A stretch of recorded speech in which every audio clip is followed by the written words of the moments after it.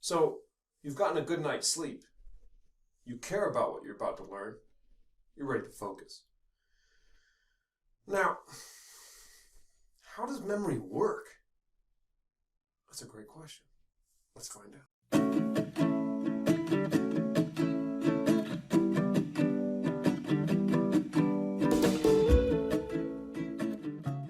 All right, so picture this.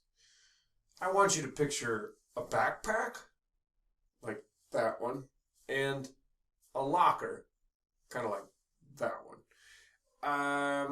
Now, you're probably familiar, at least with the backpack. You might not have had a locker yet, and that's fine. You've had probably cubbies, or you've had some place where you put your stuff.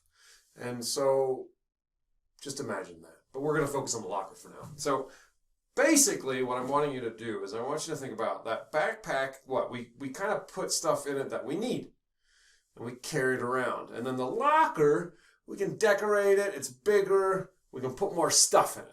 Now, why on earth am I talking about backpacks and lockers? Well, you're right. They're metaphors, and they're metaphors for two parts of your memory. Our memory works in two ways. There's one that's called short-term or working memory, and there's another one called long-term memory, okay? And we're going to talk about those two things today. Your short-term or your working memory, that's when you are focused, okay? You are focused on something, and your memory's working. That's why it's called working memory. Okay. So for this, I want you to imagine an attentional octopus. I said attentional, not intentional. Attention, like attention, like attention. Attentional octopus. And I want you to imagine that attentional octopus lives in your prefrontal cortex, which is about there.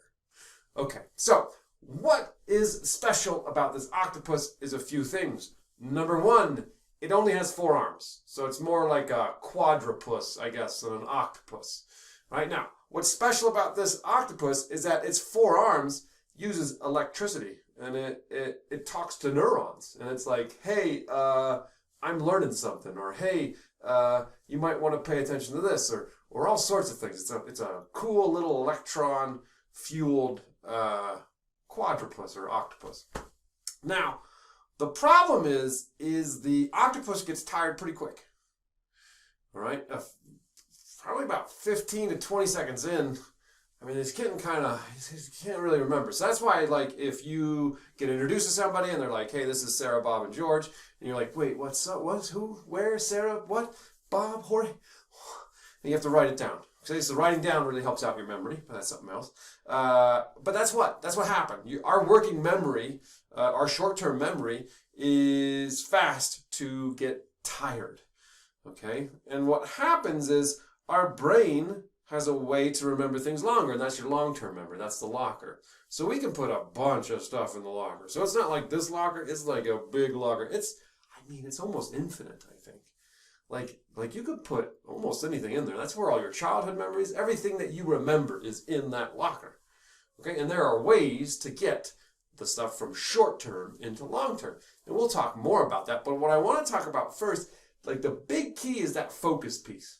Okay? You have to be focused. You have to be focused.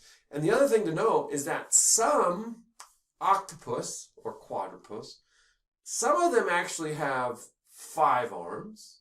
Some of them even have a little bit more than 5 arms. They can juggle and hold on to a lot of different information at once. And there are some octopus that only have about 3 arms. So they can't hold on to as much information as other people. There are some octopuses that have really strong grips. Like they can hold on to something and just put it right back in the long-term memory. And there are other octopus that have really slippery grips. It's just like, where'd everything go? Okay?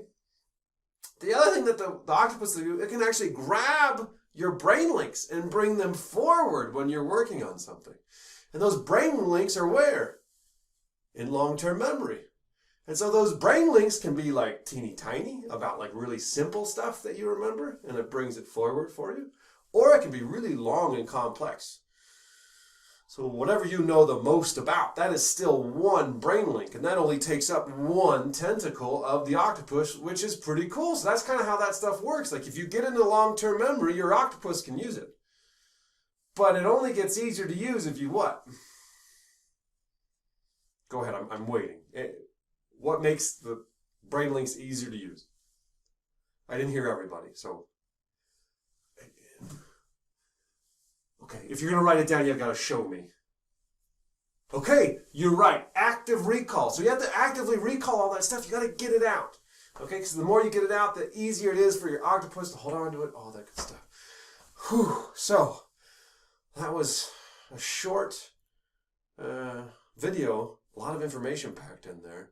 It's probably time for brain dump time.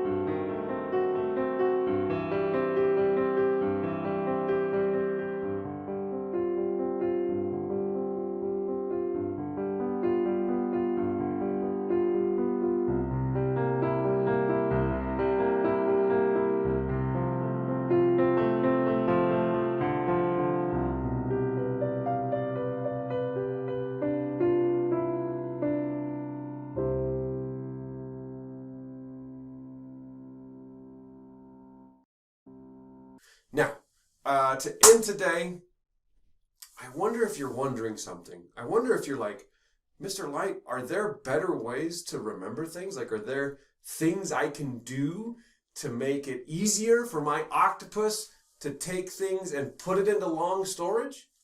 Yes, we'll find out next time.